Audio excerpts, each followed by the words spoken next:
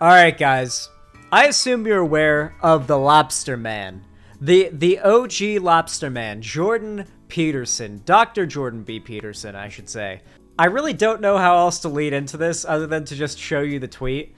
Okay, so let me just make something clear and give you guys a little bit of background to all of this, alright? Twitter is a den of pedophilia, okay? Like, most notably, the lolicon community. In my experience, there is just a fucking festering roach nest of lolicon accounts all over Twitter, festering in, like, group chats and in smaller communities, and Discord servers probably as well, for being honest, where they essentially try to normalize lolicon, lolly consumption. And by lolly, I mean very clearly drawn children. For those that don't know, lolicon is child porn. That's what I'm saying. They try to normalize this.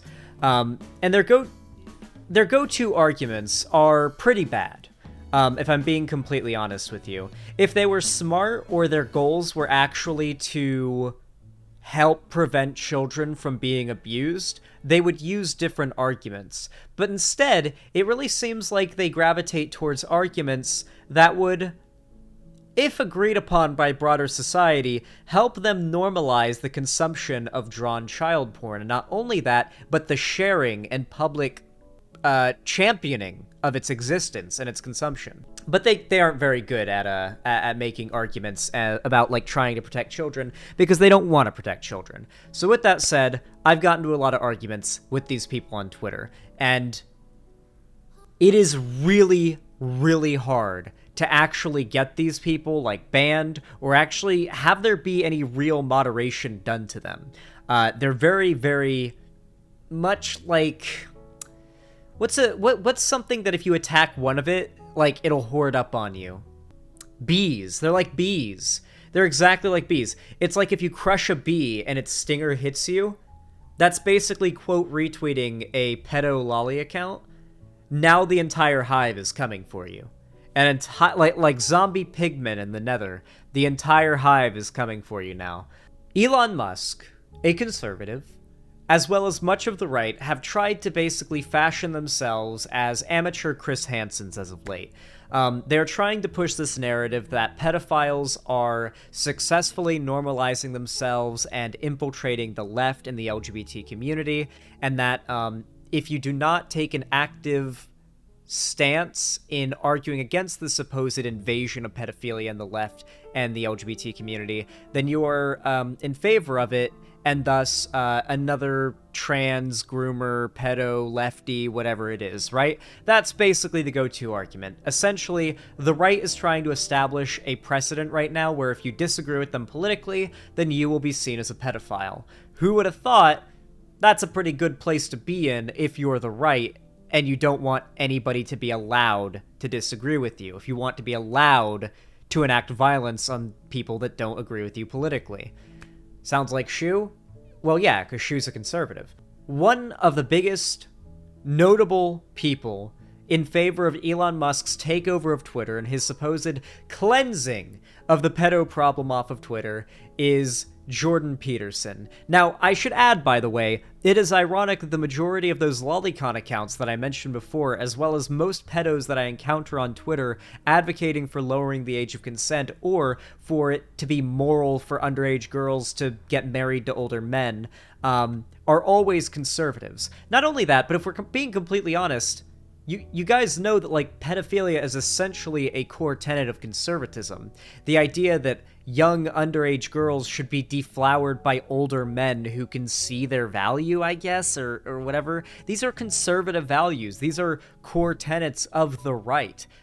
The right is in and of itself pedophilic, and pedophilia is in and of itself is authoritarian. And authoritarianism is overwhelmingly conservative, so...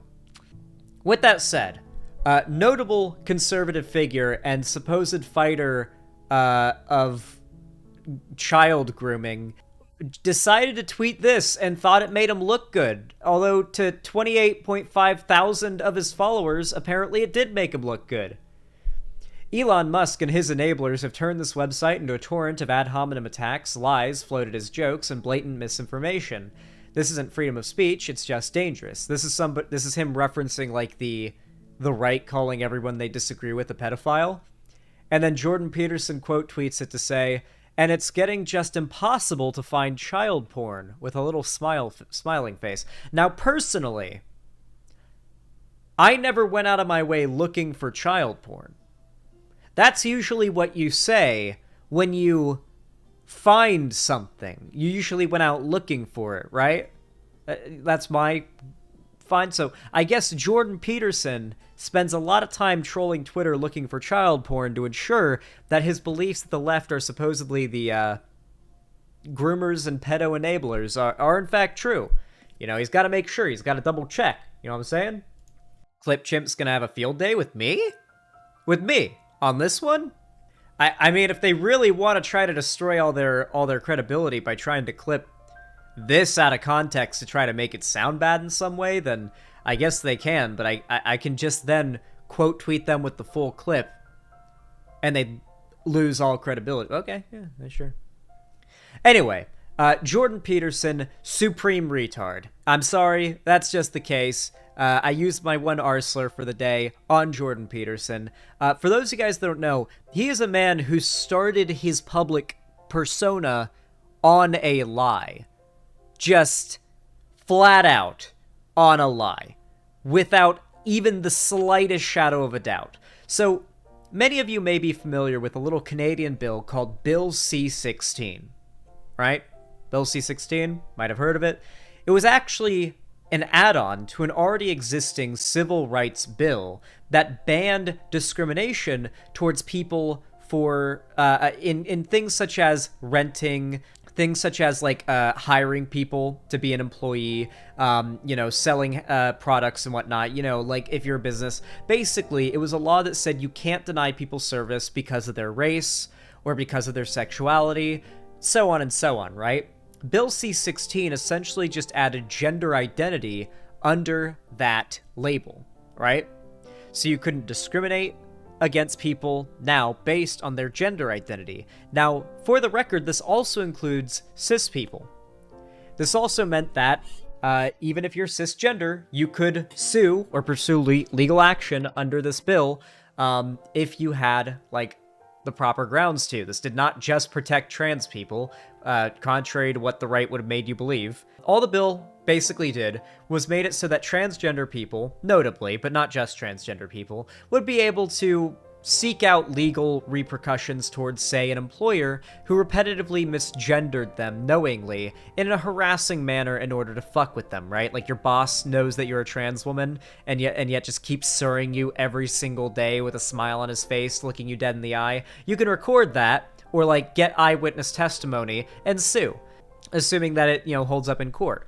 Jordan Peterson, among many other right-wingers, but Jordan Peterson most notably, championed this, or I should actually say defamed this bill, as a dystopian 1984 anti-free speech, compelled speech, far-left, anti-freedom bill. And his fans basically used it as the bouncing off point for our modern era of transphobia. Like, if you really think about it, the modern era of transphobia really did start with Jordan Peterson reading about Bill C-16. The idea that trans people want to control your speech and control what you can and can't say, it really all goes back to Jordan Peterson and Bill C-16.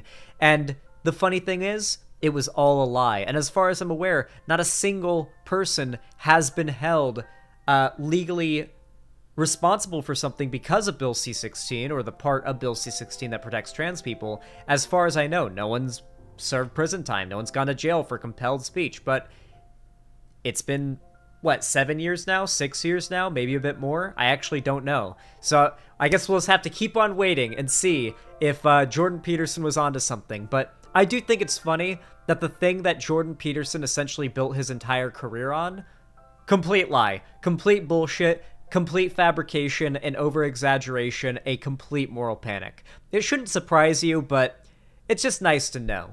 Especially when you see him tweeting about how hard it is for him to find child porn on Twitter these days. You know, he's out there looking. Anyway, if you enjoyed this segment, please consider leaving a like, subscribe, ring the bell icon, follow my social media, and of course, don't forget to, if you've got the money for it, support me financially by donating, subscribing, or gifting a sub on my website, xanderhall.com/live, or financially supporting me through YouTube, Twitch, Streamlabs, Stream Elements, or Patreon if you've got the money for it. Thank you all so much for watching, and have a good one.